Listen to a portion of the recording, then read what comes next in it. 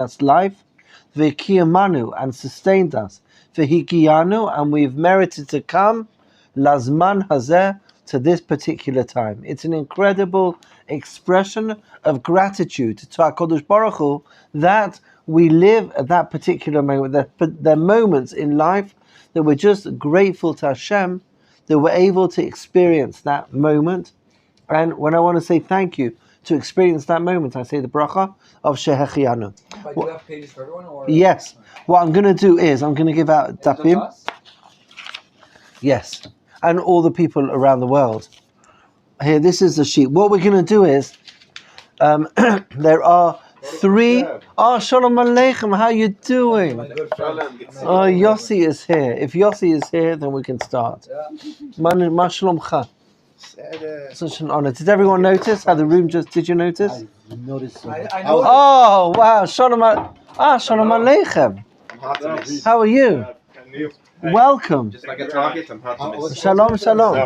Pleasure to meet you. Here on part-time. What's your name? David. David, a pleasure. Where are you from in the world, David? Holland originally.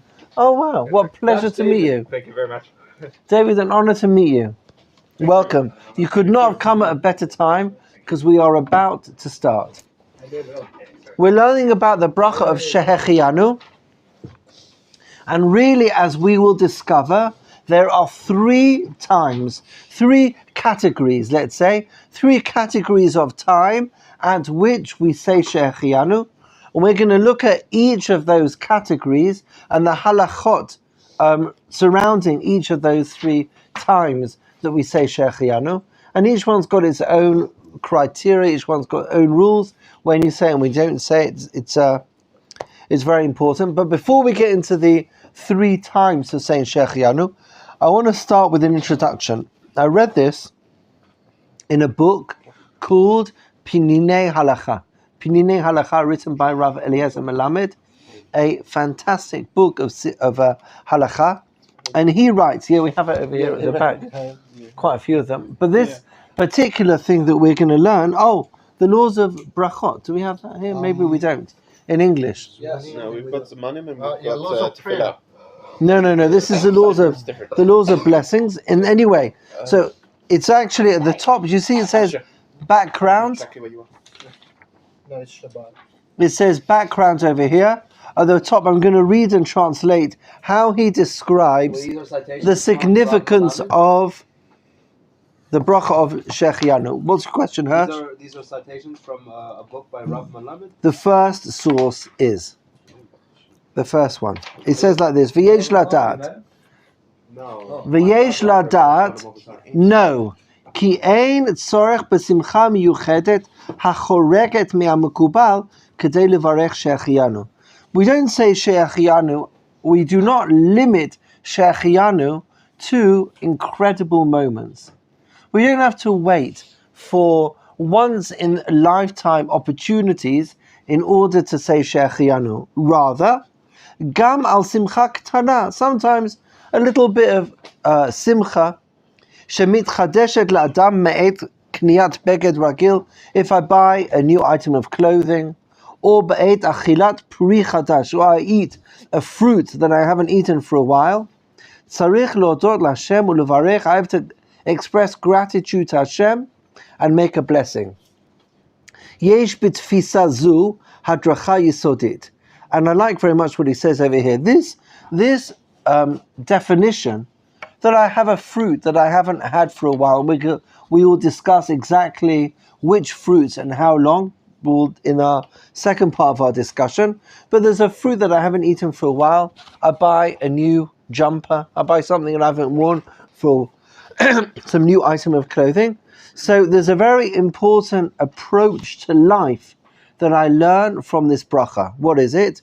Anashim rabim mitzapim le'eze iruach gadol sheyiromem bevat achat et chayehem. Sometimes we look for some big moment in order to uplift me, in order to give me the energy to move on. And sometimes we have to find the beauty within day-to-day living. You have to turn my routine, my daily, weekly, monthly, yearly, just buying a new item of clothing. It's not a party. It's not the end of. It's not the most exciting moment in my life. But by focusing on that moment that I bought a new suit, focusing on that moment that I ate the first pomegranate of the year, taking those tiny little moments that if I wouldn't make this blessing, I may not realize the significance of that moment, and taking these, oh wow, shalom aleichem, how you doing? Digit Nachon? It's not just lighter, it's Ariel lighter. Wait, obviously, but that's okay. So it says, when I learn how to focus on these tiny moments of joy that punctuate my life, it allows me to appreciate, sort of like the little moments of joy in the world. You don't have to get married in order to experience joy. It doesn't have to be a life-changing event, but we have enough moments in the cycle of our lives that if I stop and express gratitude for that moment, that allows me to inject joy, simcha, gratitude into my life in a way that I may not if I didn't have this bracha. Nissim. The way you can really relive and be happy all the time is something that you can do. Is if you have something good happen. For example, you get married. Every day of your marriage, it's like the day you got married. If you live in that way, you always gonna have that same simcha you had the first day you got married. If you live like this is the first day that has happened. Yeah, we'll have to work on it. It's a hard work. Yeah, you gotta you're quite right. You're quite right. You have to be grateful for every moment. You're absolutely right. But what this mitzvah, what this bracha allows us to do, the bracha of Shechianu allows me to punctuate daily life with moments of joy. And these moments may have passed me by without the opportunity to express gratitude, were it not for the fact that I say this blessing on it. Okay. Could you say this blessing on a new friend? No. So the truth is, we don't say it on a new friend, but we do say it if there's a friend of yours that you haven't seen for a long time. Isn't it like in 3 months? Nowadays, I think it's become less of a thing. A week. No, because nowadays we live in this crazy world where you can be at the other side of the world and be in touch with people. That sense of not seeing someone for 30 days, being out of touch, So is less common. So sorry to interrupt you. We learned before at the Rav Weinberg show that if you haven't seen a friend for a year, then you say like the bracha that Hashem revives the dead. Right. And I think if it's on 30 1 days, month, 30 yes. Okay, so that's Shechian. Okay. No, just want to. Yeah, exactly. I think nowadays we'll discuss Bezrat Hashem. There's sometimes that we have to say the bracha. Sometimes we can say the bracha. Nowadays, The question is if this applies with WhatsApp and the technology. yeah, we you have tend today. not to be out. We live in this crazy world. It's funny. I mean, but this is as an aside, and unconnected to our discussion. This will be our first tangent of the day. But it's interesting how we are more connected, but often more lonely than we've ever been in any previous generation, which is sort of ironic. I'm more in touch, but I'm sort of less in contact. Oh, yeah, that's so sad. But Ariel is here, and Ariel brings such joy into the world. You can't think about sad things now. Okay, so that's by way of introduction. There are 3 categories of Shechianu, and we're going to look at each of the 3 categories. The first category is, I say Shechianu on the performance of a seasonal mitzvah.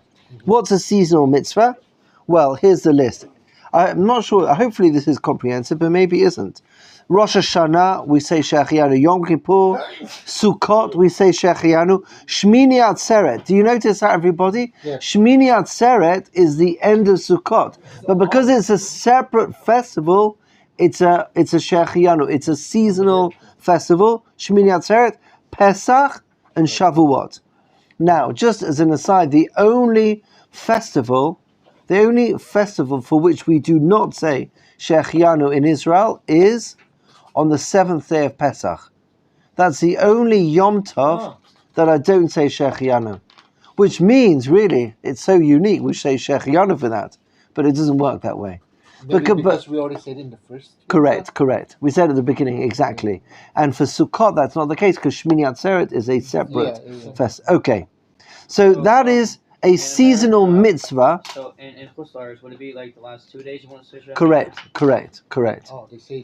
Yeah, they would say on both days. So let's say we do on Rosh Hashanah in Israel, we say Shechianu on both nights of Rosh Hashanah. Now, the custom is, that's why we have Shechianu fruit on the second night of Rosh Hashanah, because really we shouldn't be making Shechianu, because it's not, really it's only one day. So because of this, we're not sure which day it was, so I have the Shechianu fruit on the second night, and then if I'm making Kiddush, I say Shechianu in Kiddush, and then when I have the fruit, I do not say Shechianu on the fruit. Oh, Moshe Rabbeinu, just a glimmer of him. Okay, so It was a mirage. these are the seasonal mitzvot. So these days, but on those, not only do we say on the day Rosh Hashanah Yom Kippur, we also say it on a seasonal mitzvah, like the shofar on Rosh Hashanah, the lulav, Chanukah, Megillah, matzah. So we were speaking about that on Sukkot. I say Shechianu in the evening on Kiddush, but then I'll say Shechianu again. I will say Shechianu again in the morning on my Arba Minim. You follow? Because I'm doing it in the evening for the festival, and then in the morning for the mitzvah, which is the lulav. Okay. Rabbi, Yes. in terms of doing Shechianu v'kiyamanu, is Yeah. this mitzvah, is this bracha also allowed to be recited in English for those who cannot do it in Hebrew? Oh, so that's always a debate about every prayer. Oh. Can I say it in English? In general, you can. There is a debate. I mean, it's always better to say prayers in Hebrew rather than in English. The Gemara talks about certain prayers that you should only say in Hebrew. There are certain prayers that are only. This is not one of the prayers that should only be said in Hebrew, but there maybe it was the 18th century. There were various responsa talking about praying in English or in the vernacular or in Hebrew, and the Khatam Sofer was one of the people that wrote very strongly encouraging us to pray in Hebrew. Hebrew is Lashon HaKodesh. It's you're speaking to HaKodesh Baruch Hu. Exactly. Exactly. So therefore, technically I could say it in English, but certainly I should learn how to say it in Hebrew. Thank you, Rabbi. Okay, so that's the first category, is a seasonal mitzvah, a mitzvah that I perform once a season, as we said in the list. The second type is if I buy a new garment or something else of significant value and I'm deriving benefit. Also, I say Shechianu at a special event, like a Brit Milah, Pidyon Haben. Also, at a birth of a girl, we say Shechianu. The birth of a boy, the minhag is not say Shechianu, say a different bracha, which is Hatov v'Hametiv.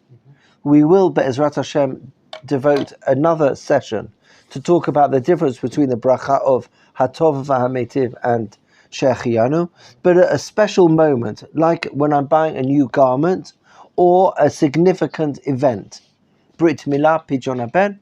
On those events too, I say Shechianu. That is the second type. For marriage, do you do Shechianu for marriage? No, there's no Shechianu at a marriage. You have many other brachas. What some people do is they buy a new item. Sometimes people buy a talit Or a kittel. and they put it on. Or strimal, actually. Yeah, and they put it on under the chuppah, and they say Shechianu on the item, and that bracha on the Shechianu on the item is really on the marriage as well. What do I do if my siddur does not have Birkat Shechianu? That's a question we'll discuss afterwards. I'll find it for you in the sitter afterwards. Good question. Okay, the third category of Shechianu, not about a season and not about something that happened to me in particular. The third category is on a new fruit. A new seasonal fruit. a new seasonal fruit. So let's say nowadays in England, in Israel, apples, oranges, you can buy them all year round. So I would never say shechianu on a fruit that is available all year round. But dafka in Israel, perhaps more than other places in the world, fruit are seasonal. You know, some fruit have very short seasons, like the apricot here. Watermelons. Yeah, watermelon in the summer. So my first time I get to eat the fruit of that season, that is a time of shechianu. So there are 3 categories. Everyone saw 3 categories. The first one is a seasonal mitzvah. So we'll all be saying shechianu together at a seasonal mitzvah. On the first day, Rosh Hashanah, all of the Jewish people are saying shechianu. Oh, the Megillah, quite right. You're absolutely right. It's only the night, right? Correct.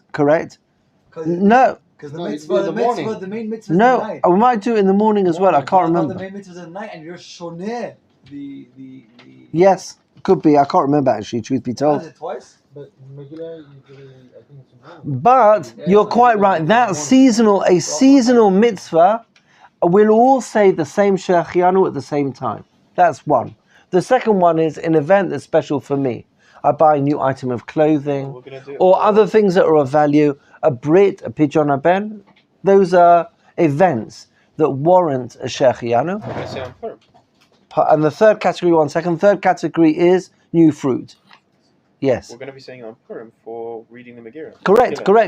A seasonal mitzvah. Correct. Megillah. The next time, and then Pesach. Those are times that we'll all be saying it. Now, the first category is the easiest, or simplest, and that is a seasonal mitzvah. A seasonal mitzvah, when we come to the seasonal making of the blessing, that is objective. We all say the blessing when it comes to these festivals. So if you have a look over here in the Rambam, it's still over here on the background over here. I'm going to read the Rambam.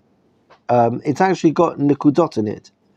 Kol mitzvah shehi mizman lizman, any seasonal mitzvah, kagon shofar, sukkah, lulav, mikra, megillah, ner chanukah, v'chein kol mitzvah shehi kinyan lo, kagon tzitzit utfilin umezuzah ma'akeh, v'chein mitzvah she'ena tadira ve'ena metzuya b'chol eit she'arei hi domeh lemitzvah shehi mizman lizman, kol brit milah, pidyon haben, mevarech alea b'shat asiyata shechianu, ve'im lo beirech על סוכה לולב וכיוצא בהם שהחיינו בשעת עשייה, מברך עליהם שהחיינו בשעה שיצא ידי חובתה בהן, וכן כל כיוצא בהם.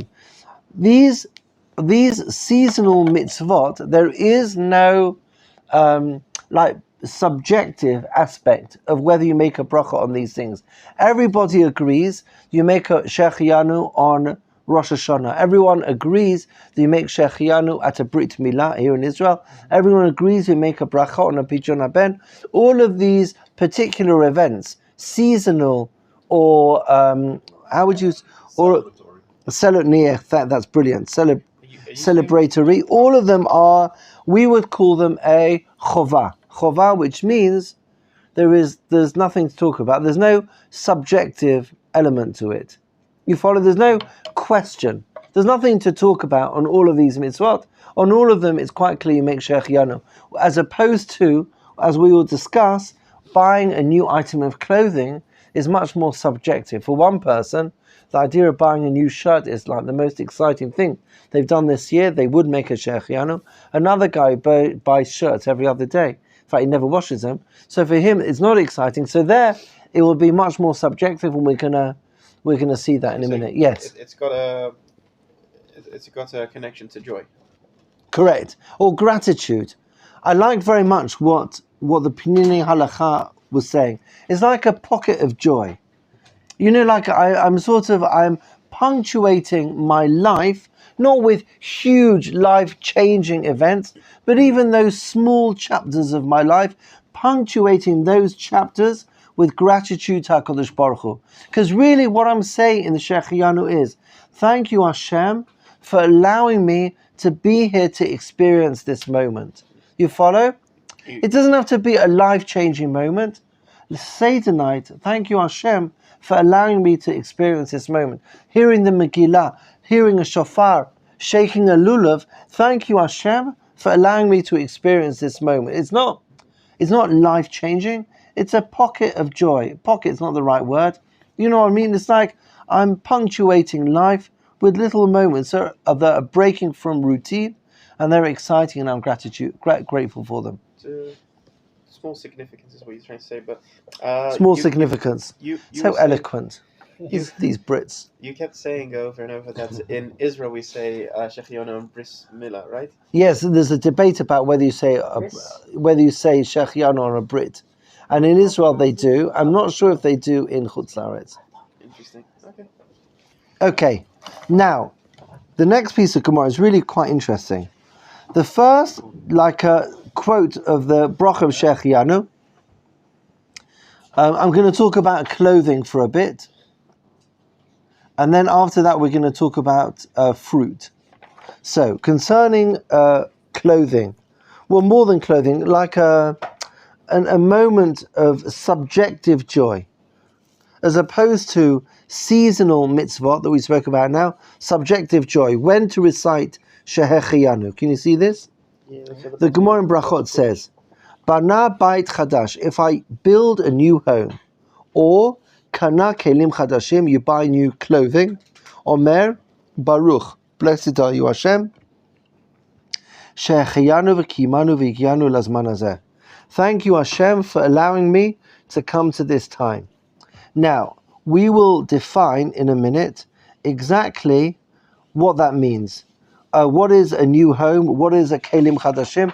What criteria? Anytime I buy anything, if I buy a new potato peeler, do I make she'echiyanu on that? What's the what kli, what vessel, what object justifies saying she'echiyanu? And also, at what stage, when I buy a new home, is it the day that I sign the contract? Is it after the first night? Is it when I enter the home? At what stage do I start making the bracha? So we're going to investigate that on the next page in a little bit more detail. Sounds like your daily topic, you know? Like if someone asked you, what did you do today? You say, I bought clothes. They should respond, did you say Shechianu? Yeah, thank you very much. I like that very, very much. Okay, that's excellent. Yes, thank you for that. Now, once there is a debate, before we get to the kelim chadashim, the new home and the new clothing, is the most complicated. Not I wouldn't say the most complicated, but it's the most subjective. The most, most subjective. Meaning on Rosh Hashanah and Yom Kippur, we're all going to say the same blessing. Let's say on a pomegranate, you could say, if I live in a country where you can get pomegranates all year round, I can't say Shechianu on a pomegranate because even though it may be a seasonal fruit, for me, it's not seasonal because I can eat it all year round. I think most of the fruits it does not have seasonal anymore. Like you can always fetch throughout the year. So in Israel, that's not the case. In Israel, the cane, they have it, like. No, that's not. We're talking about a fresh fruit. Oh. Yeah, I mean, yes. I mean, for example, like we spoke about, you can't get any watermelons in Israel right now. Really? There's no watermelons here. Sorry about that. There could be places in the world where they are available all year round, and if they are available all year round wherever you are, then you wouldn't be able to say Shechianu because for you, there's not that, oh wow, look at that. Sort of, I'm becoming, I think Shechianu makes me aware and grateful for the passage of time. You hear that? Aware of and grateful for the passage of time. I'm going to feel the passage of time when the new season of a fruit comes in. I'm not going to feel that excitement, passage of time, if it's always available. Now, I want to show you something incredible. Now, talking about the fruit, we're going to spend a few minutes talking about the fruit, and then after we've spoken about the fruit, we're going to come and talk about new items of clothing or building a new house. I got a question here. Oh, excellent. How are you doing? Can a goy say this bracha? I'm not talking about the ger who's doing giyur maybe, but the goy. I'm asking this because there was 2 or 3 years ago, I'm not sure, the German president, Frank-Walter Steinmeier, was here in Israel. I think it was the 17th Remembrance Day for the what's the word in English? They liberated Auschwitz. Mm-hmm. And So he said, no, the liberation of Auschwitz. The And- 7-0. Nahon, the 17th. 70. Shiv'im. And the president of Germany, he was in Yad Vashem and gave a speech, and he started his speech with this bracha. So, what's the rough opinion on that? Is like, is it a good What would you say, thing? Like, is it? I think he had some very, very good speechwriters, Yeah, that's for probably, sure. Yeah, Yeah, they knew what to say. But I mean, is there any value to his bracha beside the political thing? I don't know, that's such an interesting question. Yeah, it was like But it shows the power of the blessing. It really is, I think it's an awareness of the significance of this moment. And I think sometimes we can go through life and not just like stop and say, wow, it's amazing, like I'm here right now. I know every year, just as an aside, I'm not answering your question, but I'll just say that I know sometimes when we sit at Seder night, I mean, Lav Dafka say it, any time you say it, and just look around the table, it's such a blessing that we're sitting around together at this important evening, and this blessing just allows me to internalize, just for a moment, the significance of this moment, because without that blessing, I could allow this experience to pass without me making note of that experience. And I think Shechianu is much more, is really very much about that appreciation of the passage of time, and therefore it's appropriate, I think, that us as Jews, hearing him say the blessing, if there is any significance in that blessing, I think it is for us to appreciate the significance of that moment much more than it is for him to utter it. Yes, okay. Yeah. Thanks for answering. Yeah. But he's The got... question is, we say, not that the Rabbi needs to answer, but do we then say Amen? Yeah, For it's another also... day. Yeah. No, but I imagine he didn't say it, B'Shem Malchut. I don't think he would say Amen to his blessing. But if he were to say it fully, we wouldn't say Amen because of his status as a non-Jew. Correct. Oh, so that is a resolved. Yeah. But I think it's some very clever person really understood. That's a beautiful awareness of the power of Shechianu to appreciate the significance of a particular moment. Harav Goren, that's the holy Rav Goren. Yes. When they broke through the Jerusalem Exactly. walls, you hear the Excellent. recording. Excellent. Shechianu Yes. v'kimanu this day when it was v'giyanu found. lazman Yes. That's excellent. Nissim, brilliant. When The Israel holy was Rav Goren. first announced as a state, Holy. Meir Shechianu. Yes. Rav Maimon. Was it Rav Maimon who said Shechianu? Yeah, that's... I don't On the remember, but podium. I remember hearing the recording of it. Yeah, excellent. These are all awareness of, now those are of course historic moments. Eating a pomegranate isn't quite on the same level, but we're saying, but even in my little life, punctuating the routine to allow me to appreciate those moments is really Shechianu. It's yes. I have a question. Yeah, we'll So- come to you, then we'll come after you, afterwards to Asher. I actually know people who have never seen snow all their life. One of them is actually older than me, about 19 years old, and never saw snow. If they were to see snow for the first time ever, would they have to make a No, because Shechianu is not about excitement. Rob Weinberg talked about Like, it's not about being excited. Do you know what I mean? Like, I could be excited. Chas v'shalom, you know, I know there are lots of things that can make me excited, but I don't think it's not about excitement. It's a brilliant question, as usual, Ezra. But I wonder whether that would. I'm not sure that would justify, because it's not just. There's certain, and we've seen them over here. There's certain moments that are worthy to be sort of punctuated with or they're worthy of being worthy of the blessing of Shechianu. Yeah, like a season, like as a season passed from one to the other, that's the fruit.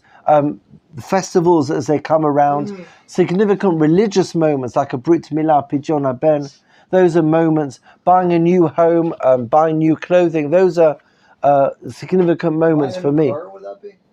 Yes, buying a new car could be. What about utensils? Like when you're doing A magi mix. Kelim, do you say Shechianu as well?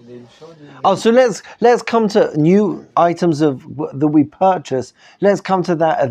That's the third category. I just want to share something fascinating, really, on the second category, which is fruit. If you remember the first one, there's really no debate about it. Everyone agrees when you say Shechianu. We all say the same Shechianu on Rosh Hashanah. We all say the same Shechianu when we shake a lulav, when we light Hanukkah, when we listen to the Megillah. That's the same one. The second one, about the fruit, there is a debate, as we mentioned, if it's always available. Now look at this. This is going to blow you away. The question is, at what stage do I say the Shechianu on fruit? Let's say I've got my new pomegranate. So do I say Shechianu? I eat the pomegranate for the first time and say Shechianu? I suppose my instinctive thought would have been that I'm going to say Borei Pri Ha'etz, and then I'm going to say Shechianu, and then at that moment of excitement, I'm then going to eat from the pomegranate. So it's really part of an eating experience. You hear that? If you look at the bottom of the first page over here, that talks about different times when you say Shechianu. So the Gemara, the Rashi over here, it's the Gemara over there in Eruvin, was talking about different situations, really the three categories of Shechianu that we were discussing earlier. And on the three categories, the second category, talking about fruit, Rashi says, Kisha ani, do you see this over here? Oh, Shalom Aleichem, how you doing? It's gone a whole lot brighter now, hasn't it? It has.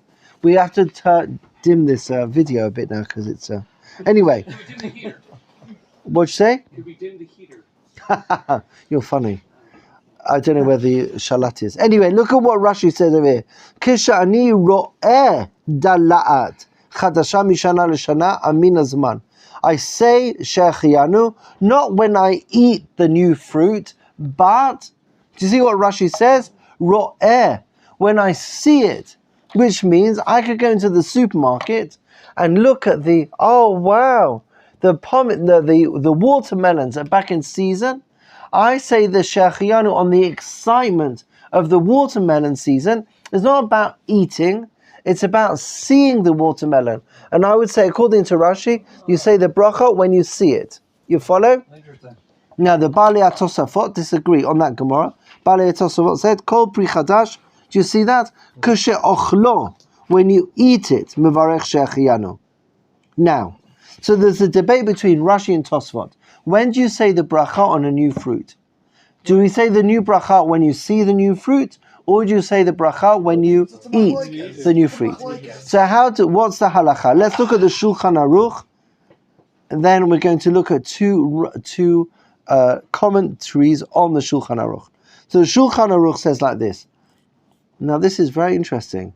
Haro'eh, do you see that? When you see a new fruit, mitchadesh mishana l'shana, that's seasonal, comes for its season each year, mevarech Shechianu. Vafilu ro'ehu biyad chavero or al ha'ilan. Even if you see it on the tree, or you see it in someone else's hand, the excitement is about the fruit. As opposed to, if we want to contrast that, it's not about me buying a pomegranate, it's about pomegranate season. You follow? As opposed to when I build my new house, I'm excited with my house, I'm excited with my jacket. It's not about me, it's all about me. It's about the season, it's about pomegranate season. You follow? It's watermelon season, I'm going to make a blessing. That's what the Shulchan Aruch says. Do you see that? Yeah. Even if my neighbor bought the pomegranate, or I just see the pomegranate on the tree, that is enough for me to say Shechianu. See the blueberries on the bush. Exactly. However, he quotes a second opinion. We know that to be the opinion of Tosfot, that the custom is not to make the bracha until you actually eat it. I think that's intuitive. You know what I mean? I experience fruit not by looking at it, but I experience the fruit through eating it. It's much more pnimi in a way. The way you eat it, it's pnimi. It enters into your body. You're just looking at it, you don't get a full ta'anug. Nissim, you are amazing. You are such a rebel. Thank you. Nissim, shkoyach, that's amazing. The pnimius, how can I experience it without Mama's bringing it into my kitchkas? There's a beautiful, beautiful teaching on the Shemesh Shmuel about matzah on Pesach. That eating a matzah is like eating emuna. This is very much in contact. It fits in very, very nicely with what you were saying. Okay. Can I add something We will on be this eating one? matzah. What if now that we say we can say Sashiyanu by seeing it hanging from a tree? So let's say I saw pomegranate, and after a few weeks or a month, I'm gonna eat for the first time, and I forgot that I once said Sashiyanu saying on top hanging from a tree. Can I say it again? No, oh no, you say Shechianu once a season. You can't say it And what if once I for season. forgot and I repeat it again? Now then, that's like any bracha. Anytime, let's say Okay. sometimes we have that. You make a ha'etz and you eat an apple, and then you forgot you made ha'etz, and then you eat, I don't know, a plum. That happens. Yeah. It's like a Okay. So it's okay. yeah.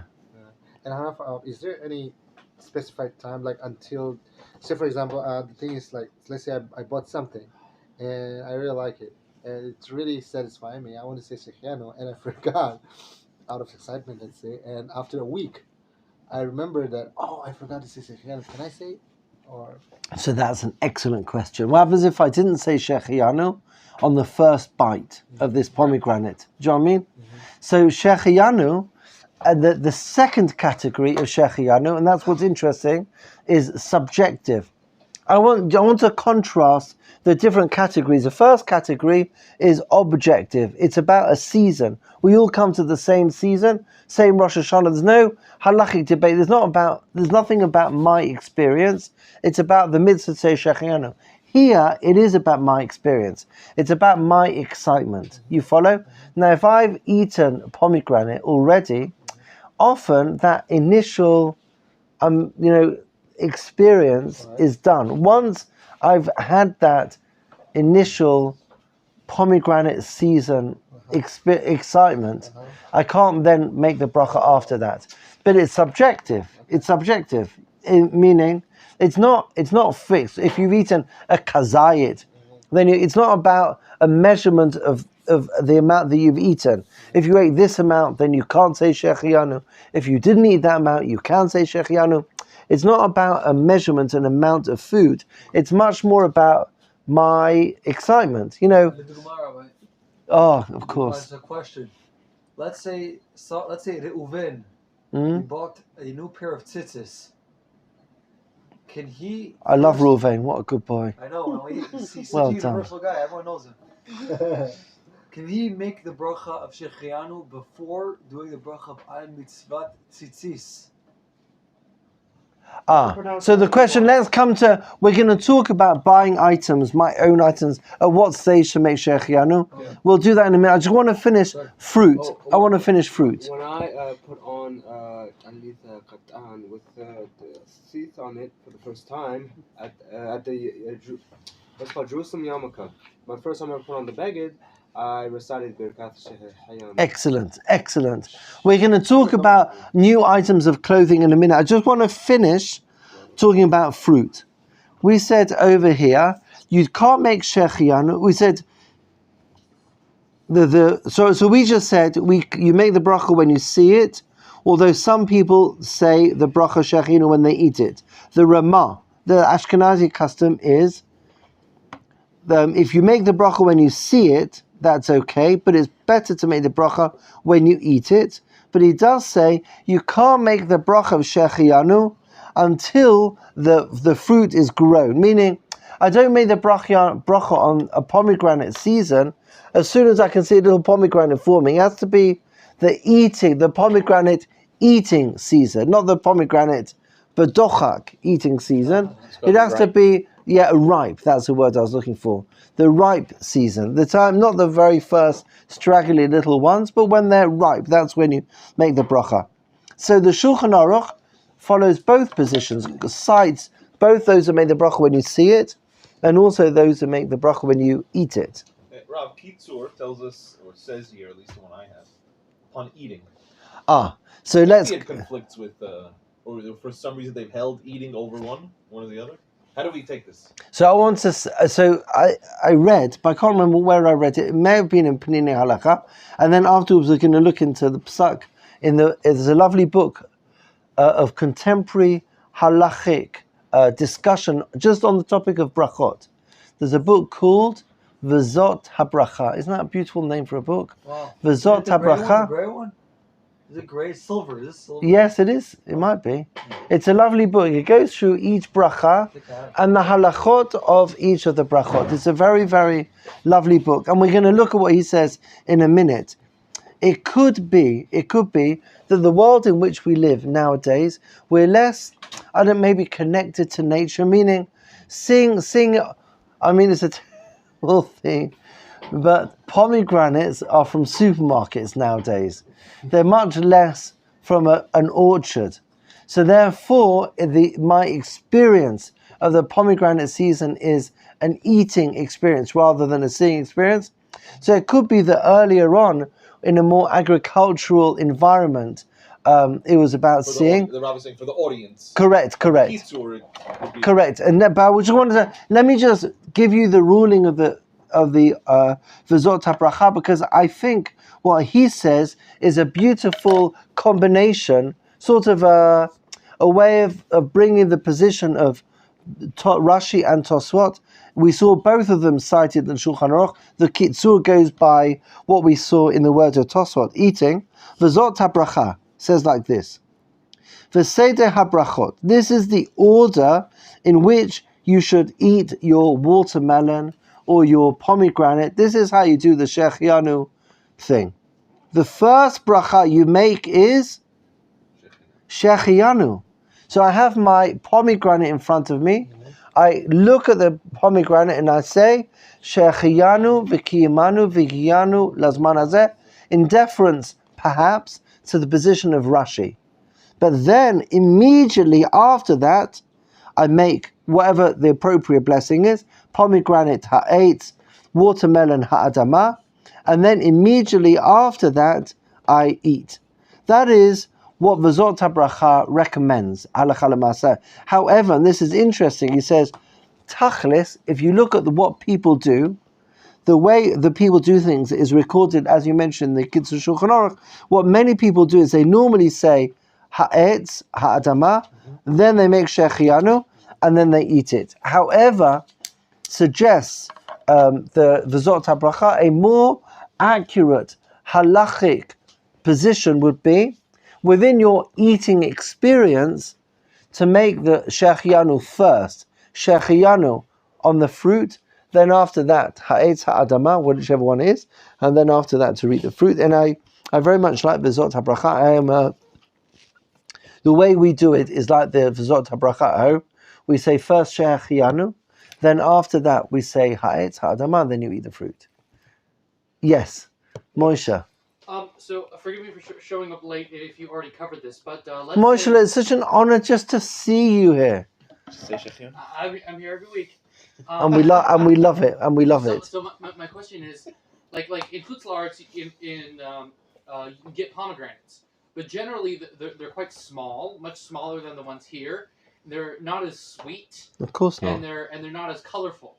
If let's say I was eating pomegranates in the United States, but then I come to Israel and I have like a proper quality pomegranate. No, I don't think that. No, that's not. You have to. Yeah. Well, what we're celebrating in the bracha of Shechianu is the arrival of a new season. So it's not that there were no pomegranates or no watermelons or no avocado, like apricots. Like this particular fruit just wasn't around at all.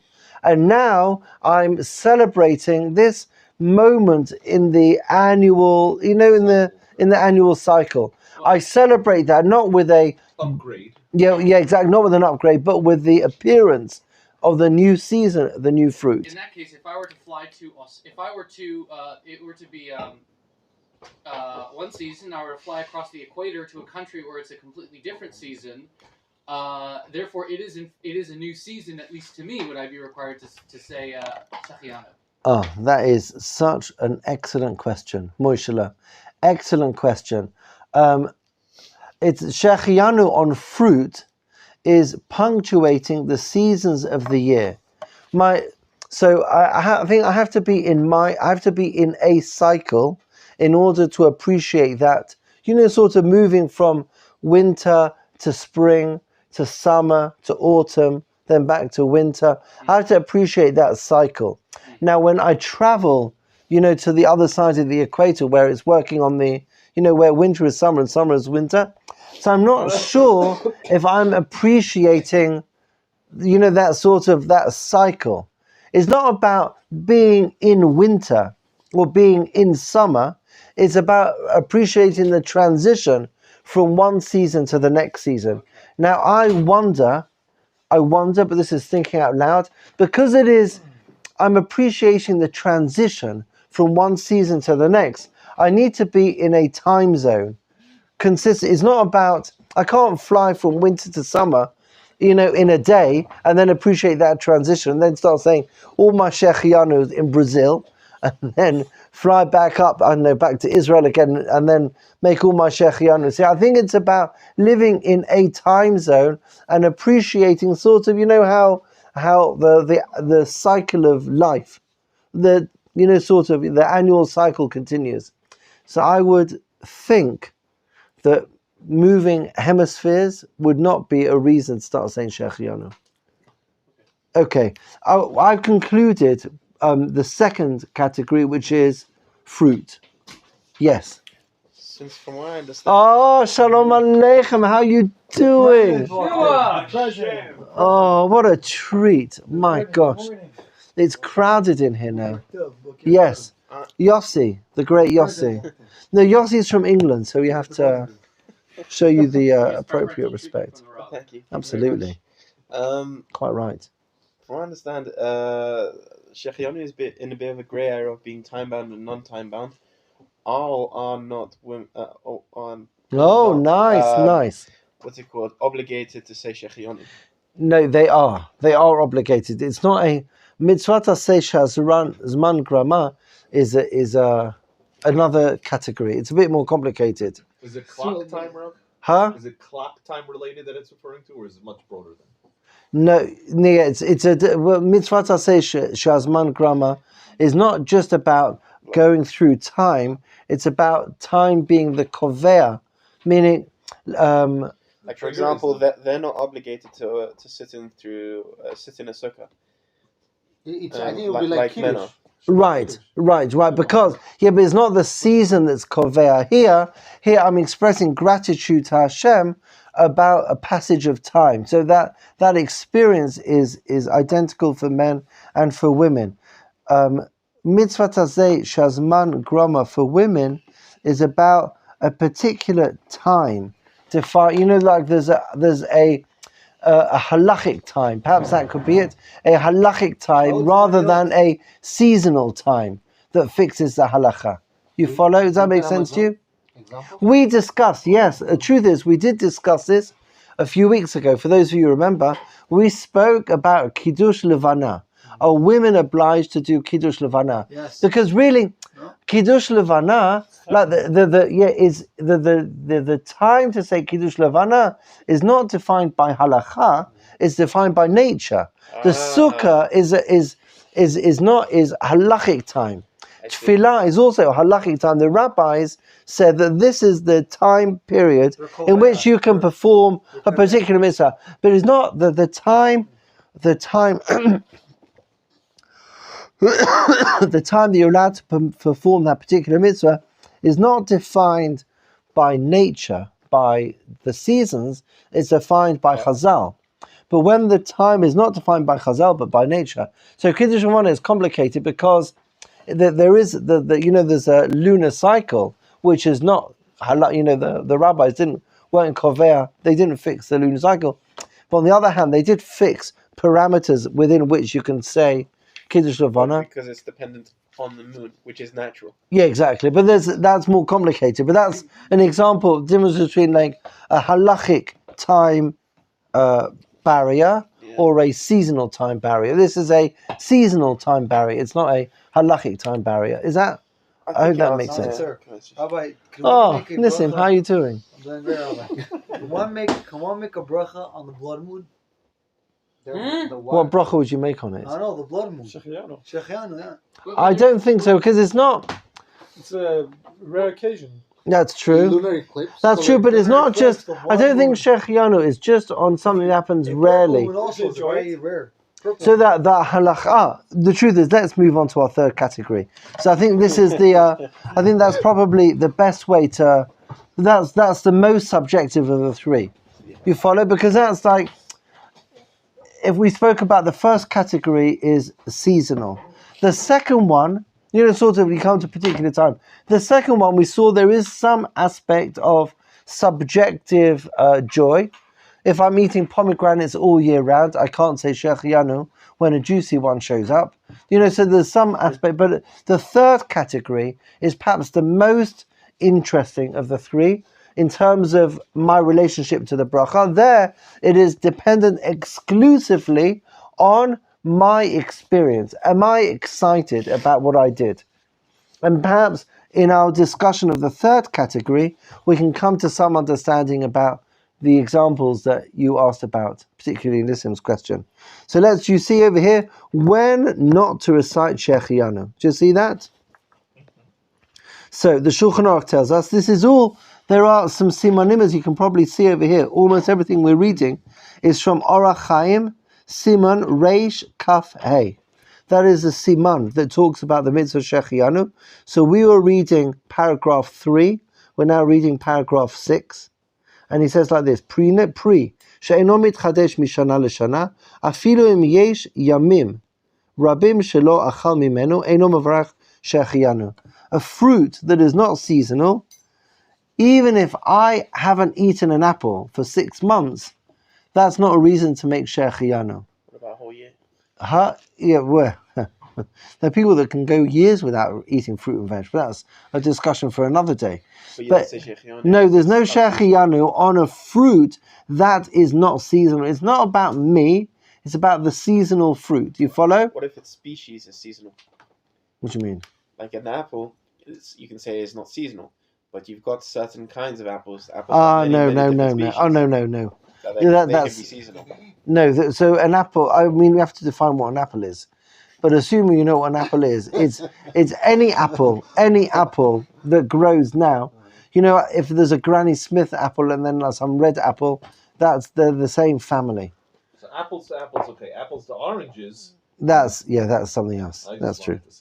Thank you for that. That's very helpful. Okay, pri shemitchadesh b'chol shana mevarachin alav shechianu, aval ein lo zman kavua legodlo ein mevarachin alav v'chein ein mevarachin shechianu al yerek chadash to'omed kol shana b'karka. You don't make a birchat shechianu on a vegetable that's available all the time. Like cucumbers, because there's not excitement. There's no cucumber season. At least I think there isn't. There isn't a season. I think they just grow every couple of months. Cucumbers. They're not something that I'm excited about seeing on the trees. But I mean, even if there is, in most countries nowadays, you already mentioned this, but we can go to a supermarket. Correct. They're available all year round. Exactly. Never seasonal. The peak season is from May through August. What if it's quite personal to you specifically? Like, for example, in my garden, we happen to have an apple tree. Now that apple tree doesn't have apples all year round. It has apples throughout the season. Like maybe once every 2 years, it will, some blossom with loads of apples. No, because it's not about me. We're gonna come. Let me finish our discussion, and I hope your question will be answered. And if it hasn't, then we'll come to that.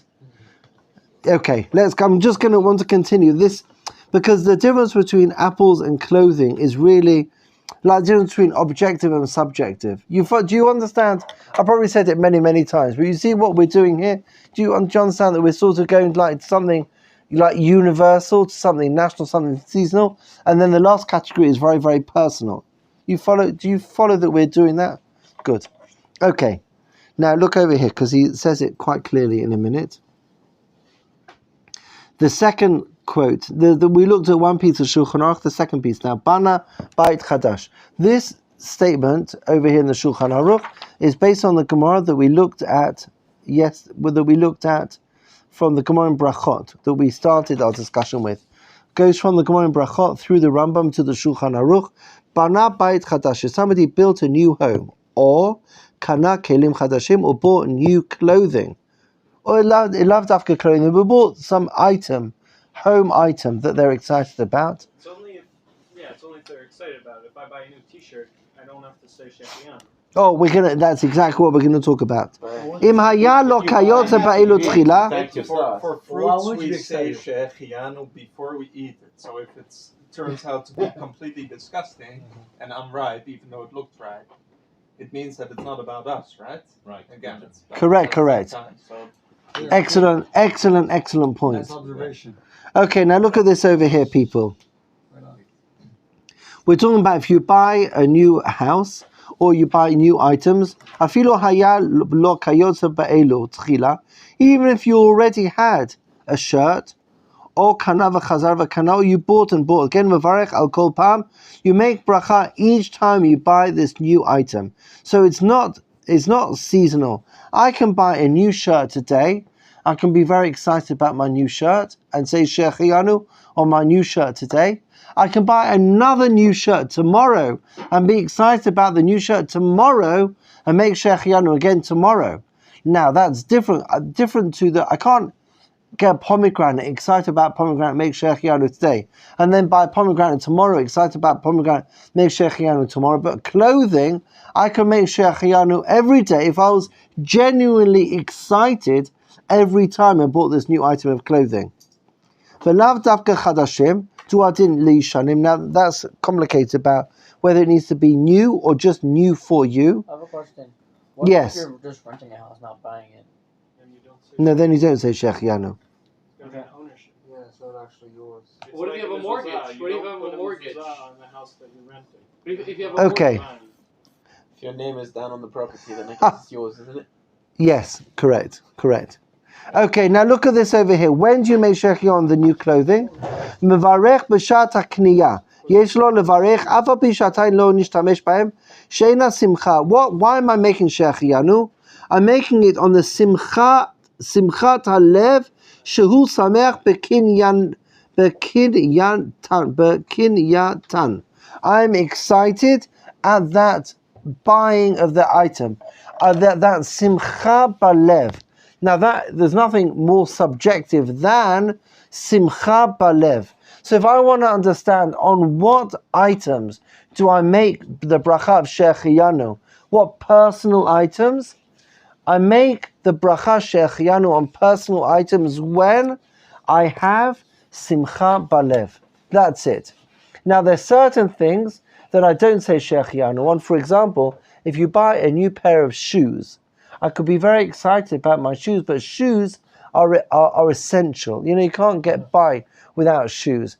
Because shoes are essential. But if you buy a $2,000 pair of Giorgio Armani. Yeah, so you still don't make. That's it. You still don't make Shechianu because I'm perhaps. I don't know if the simcha balev has to be on. I don't know if luxury is the right word, but I'm going beyond that which is absolutely necessary. But you need a shirt. Doesn't matter how mesameach you are, even if it's a. No, so the assumption is I've got a shirt. It's not my only shirt. The assumption is you have more than one pair of shoes. Now you're buying. Yeah. Good. You don't Yes. need a $2,000 pair of shoes. If you're buying No, you're right. That's good. No, there's something about shoes opposed to other items of clothing. I wear other items of clothing for tzniut, but they're not essential. Shoes have a role beyond like the concept of clothing. You follow? I mean, they're not. It's like a kippah. A kippah is not Like an a kippah. essential thing. Because? I cannot go outside without a kippah. Yes, Oh, Nissim, you are such a rebel. You're doing it again. Such a rebel. What about when buying clothes for someone else? What? Here it says books. Might that help to clarify that we do not say it on books? Oh. Because it's a mitzvah anyway, so we're required to do so. Yeah, Yeah, let's read. I want to read for Zot HaBracha. He's got a beautiful summary on exactly his point. Let's read this. Is that okay? We're going to read the very last. I think it's an excellent summary, really, to clear up this question of what items, new items, do I say Shechaynu or I don't? So he says like this: Kayam evdel yisodi. There is a very important distinction between birkat Shechaynu al kelim chadashim levein birkat Shechaynu al peirot. Difference between new items and new fruit. Al peirot chadashim mevarachim Shechaynu afapi shu eino simcha ishit. When it comes to fruit, it's not about me; it's about the season. You follow? Masha'ain ken kli chadash. However, a new item of clothing, ikar takanat habracha hi ala kelim hachashuvim hagormim lo simcha. It's about generating joy. Do we see that in Shulchan Aruch? Simcha balev. It's about my joy. We've gone from absolutely objective to absolutely subjective. Do you see that? So fruit is about the season. Items of clothing is about my joy. V'adavar talui b'matzavo kalkali shel kol adam. It depends on my financial position. Ani, if someone is not with a lot of money, samer b'kelim pachot chashuvim. I'd be happy just to have a shirt. You know, sort of any item of clothing. I've got a coat. Now, thank God I've got a coat. It costs $20, but it's the most incredible coat. I'm going to say Shechayanu with my whole heart.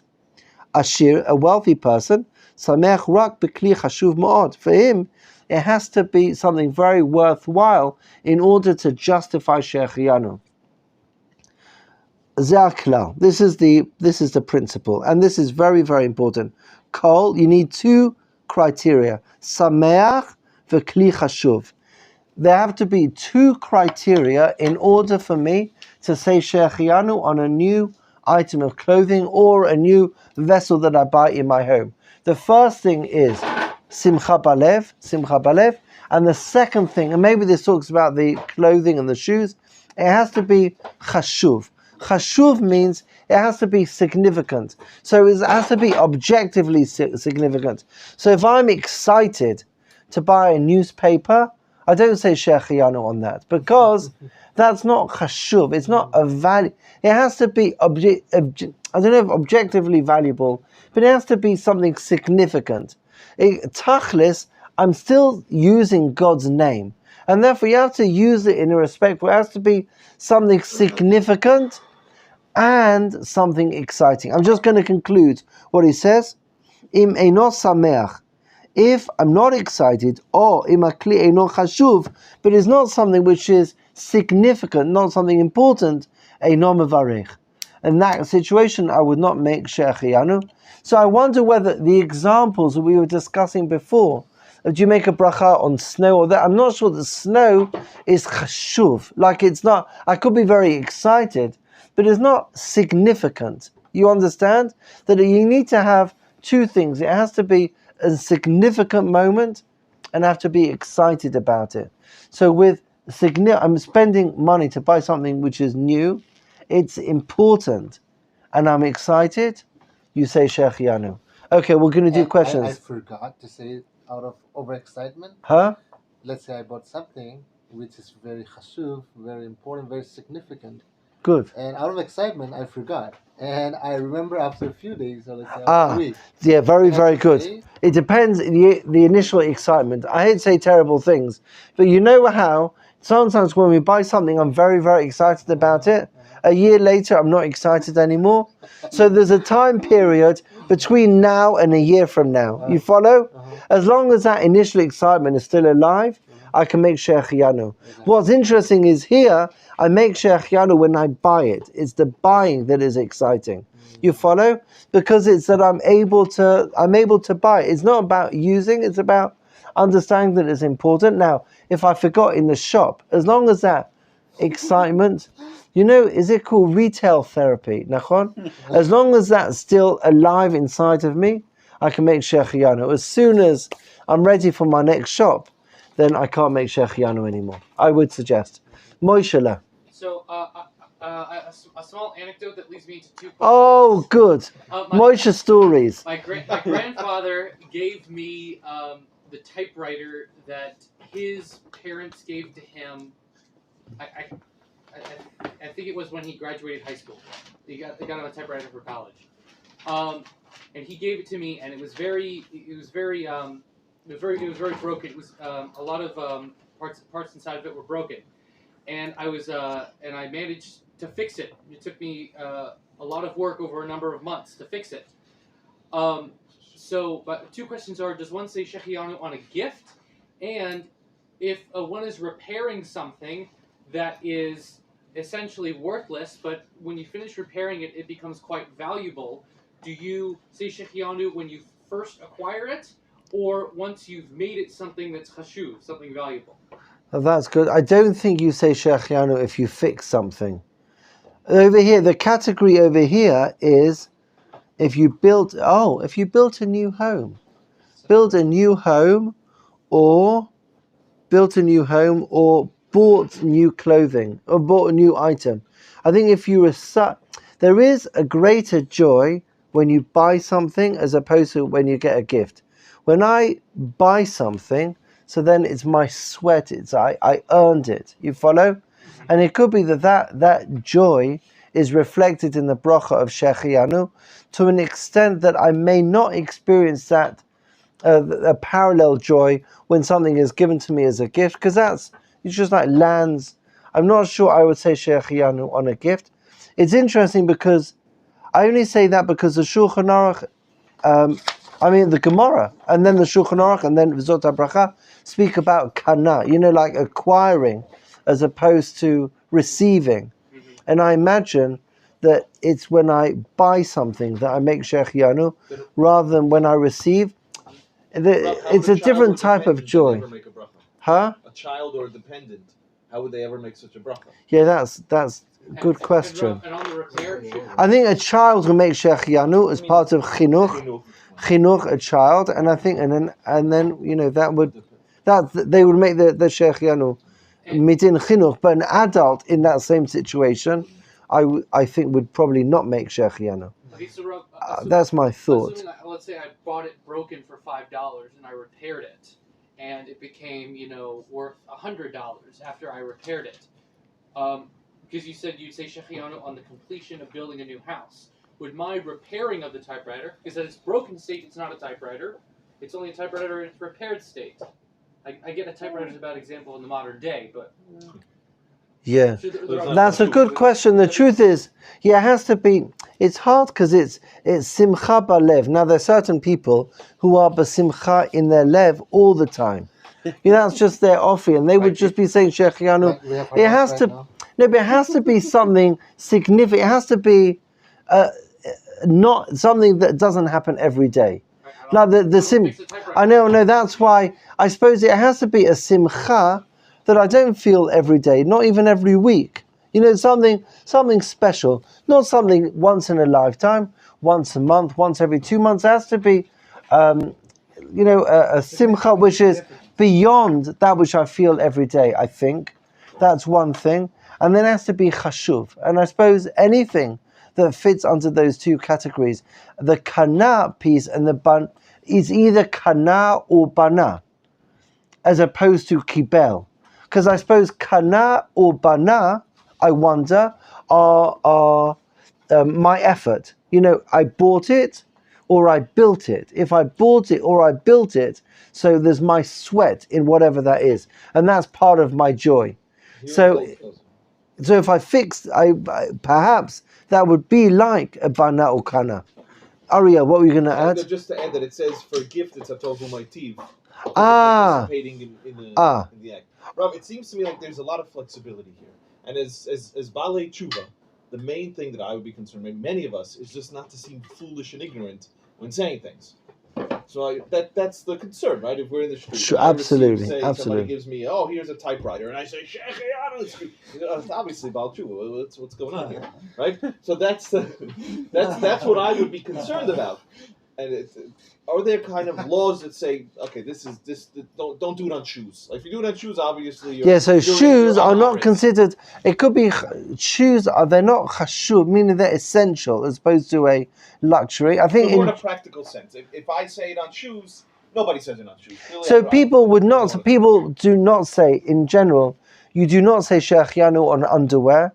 Many shirts is sort of a debate. Some people do, some people don't. It really depends on how you view your shirts. For a suit, everybody would say. I suppose those are three categories. Yeah, it's not my real question. But what about if you're buying laces for your shoes? No.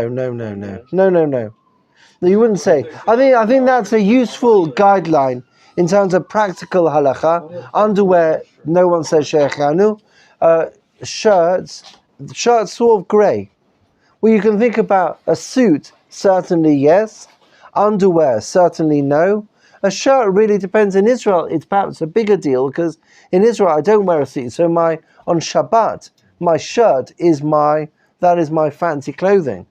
You want so perhaps that would wear a kippah isn't something that you would wear say shechianu for. It's a mitzvah.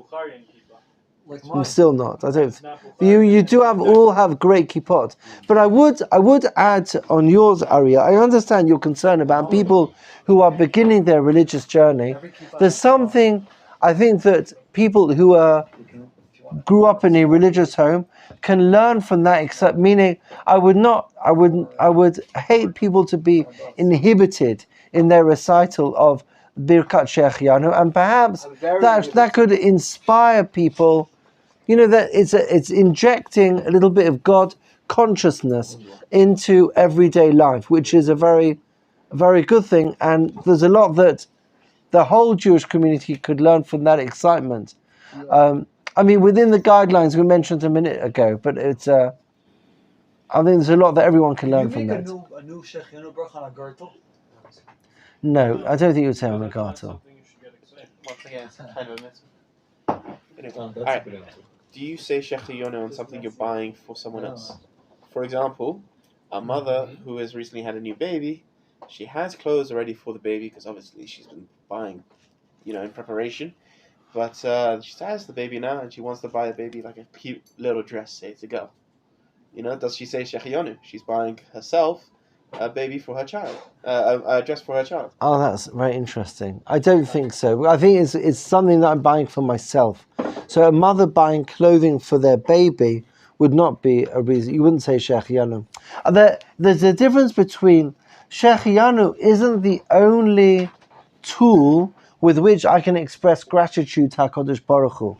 Meaning it's a beautiful way for me to thank Hashem that I am there at a particular moment in time.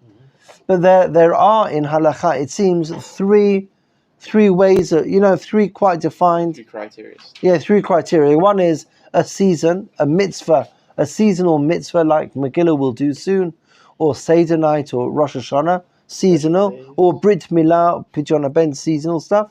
Second thing is new fruit. That's feeling the seasons. The third one is so complicated. It's not just whenever I feel a sense of gratitude to HaKadosh Baruch Hu, I'm saying shechianu. But I like this idea. It's bana ukana, which means I've invested in something and I've managed to, I'm able to. Do you not invest in your child? Huh? No, but it's not just about investing in a. It definitely gives you joy. No, it's true, but I don't think the shechianu is the only tool with which I can express gratitude to God. If somebody is blessed with a child, first, certainly when a child is born, for a boy you say atova metiv, and for a girl you say shechianu. But like when the kid starts crawling, I don't say shechianu. When the kid starts walking, don't say shechianu. The first time they sleep through the night, don't say shechianu. Now there are ways to express gratitude. It's not that it's not that I'm not gratitude. It's not that I'm not grateful at that moment, but this particular tool, shechianu v'kimanu v'yigyanu, is more specific to particular situations. The most subjective of them is when I buy something or when I build something, but I think we should limit it to when I buy something significant or when I build something significant, rather than whenever I have a moment of gratitude. When there's a moment of gratitude, of course, we open a Sefer Tehillim and we express our gratitude to our Kodesh Baruch Hu. We have every day Mizmor L'Todah.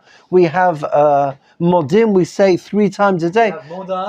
Modeh, exactly. It's not the tool with which to express gratitude to HaKadosh Baruch Hu. It's more limited than that, and maybe that's important. It's really about a particular moment, and I'm grateful to Hashem for allowing me to be at that moment. I was able to achieve by buying something that that will enhance my life.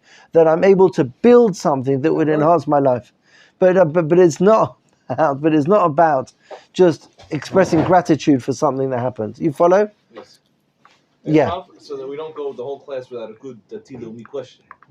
If we hold, or if there is a halacha, I'm not sure, the Rav could help us, if there's a rule that one should not build a house of stone out in Galut, then can we then say that one I'm building a house outside of Israel? Oh, you're so holy.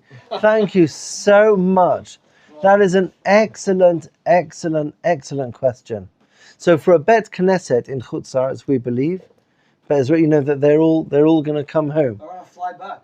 Yeah, that's such a great question. There is a halakha or not that one should not build a house of stone. I agree with you that you should not build a house. No, but is that a halakha? But is there a halakha that says one should?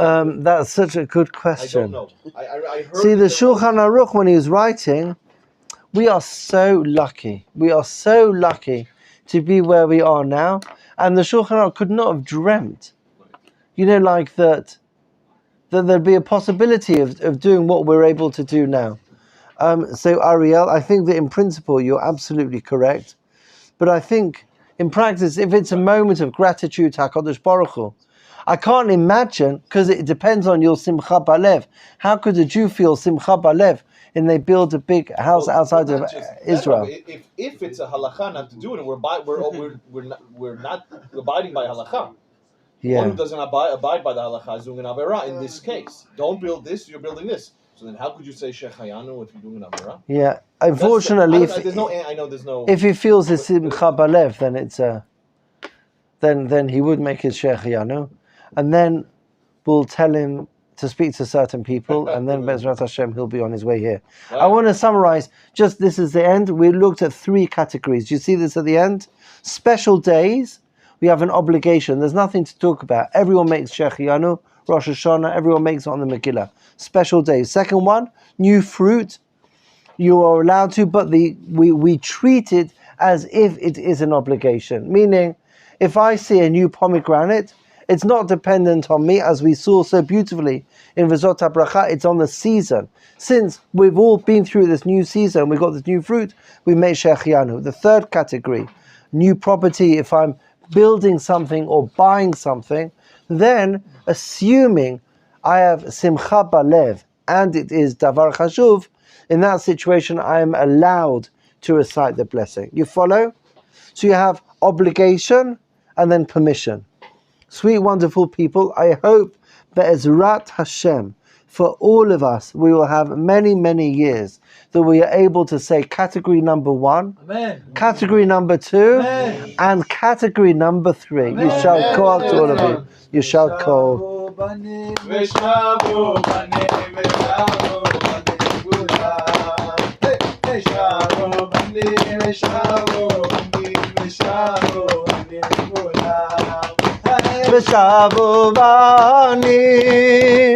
Vanim ligula, suru la la la la la la la I la la la la, I la la la la, suru la la la la, I la la la la.